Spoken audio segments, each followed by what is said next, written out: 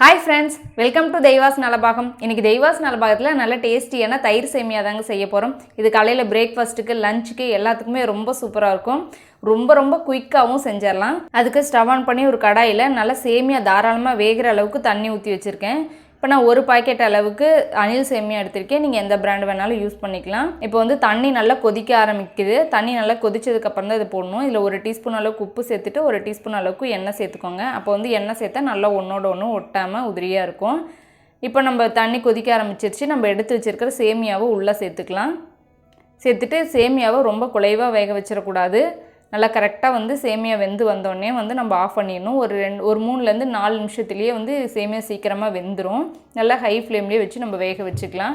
தண்ணி வந்து நல்லா தாராளமாக வேகிற அளவுக்கு வந்து சேர்த்துக்கோங்க. இப்போ வந்து சேமியா நல்லா வெந்துருச்சு. ஸ்டவ் ஆஃப் பண்ணிவிட்டு இது நல்லா இது போல் ஒரு வடிகட்டியில் ஊற்றிடலாம். ஊற்றிட்டு இது அது மேற்கொண்டு வேகாது இருக்கிறதுக்காக நல்லா சில்லுன்னு வாட்டர் சேர்த்துக்கலாம். அது கூட நல்லா ஒரு வாட்டி சேர்த்து நல்லா வந்து அலசி விட்டுக்கலாம். இது போல் நல்லா சேர்த்துட்டு இப்போ வடித்து எடுத்து வச்சுருக்கேன். இப்போ சேமியா ரெடியாக இருக்குது. இப்போ ஒரு அகலமான பாத்திரத்தில் சேர்த்துட்டு இதில் நான் வந்து ஒரு 3/4 டம்ளர் அளவுக்கு காய்ச்சின பால் எடுத்திருக்கேன்.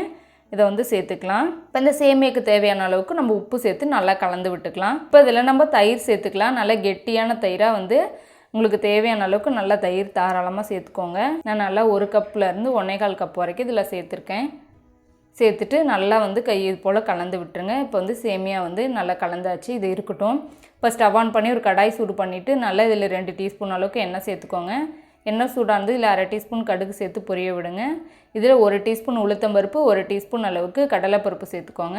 கூடவே வந்து ஒரு 6-7 முந்திரி பருப்பை உடச்சி வச்சுருக்கேன். அதையும் சேர்த்துக்கலாம்.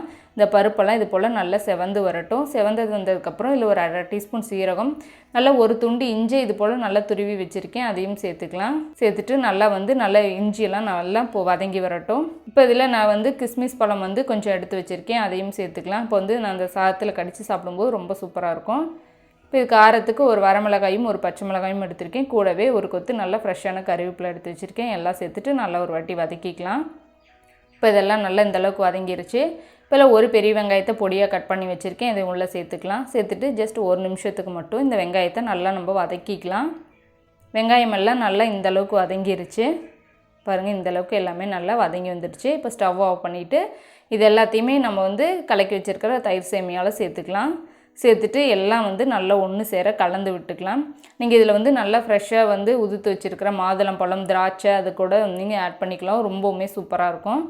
இது கூட வந்து பொடியாக கட் பண்ண மல்லி இலை கொஞ்சம் சேர்த்துக்கலாம். சேர்த்துட்டு எல்லாம் நல்லா ஒன்று போல் கலந்து விட்டுறலாங்க. ரொம்ப குயிக்காக ரெடி ஆயிரும். ஒரு டேஸ்ட் ரொம்பவுமே சூப்பராக இருக்கும். அவ்வளோதாங்க, நம்ம குயிக்கான நம்ம டேஸ்டியான தயிர் சேமியா ரெடி ஆயிடுச்சு. நீங்களும் கண்டிப்பாக இந்த ரெசிபியை ட்ரை பண்ணி பாருங்கள். உங்களுக்கு எப்படி வந்துச்சுன்னு சொல்லுங்கள். இந்த ரெசிபி உங்களுக்கு பிடிச்சிருந்துச்சுன்னா லைக் பண்ணுங்கள், ஷேர் பண்ணுங்கள். நம்ம தெய்வாஸ் நலபாகம் சேனலுக்கு சப்ஸ்கிரைப் பண்ணிக்கோங்க.